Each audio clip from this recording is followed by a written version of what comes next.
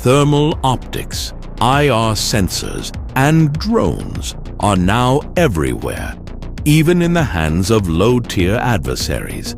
And that means every soldier, conscript or elite, needs multispectral concealment to survive. Visibility to a drone-mounted thermal camera is the new kill zone. The world has changed. Because of this, the individual multispectral camouflage market is expected to grow from around $12 billion today to over $20 billion by 2030.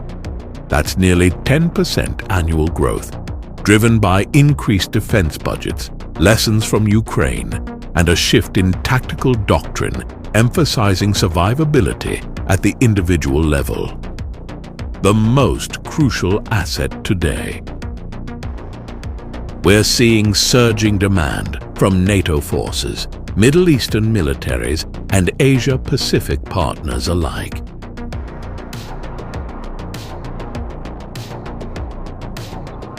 What we're seeing now is a push toward full-scale integration, multispectral protection all across military personnel and assets on the field.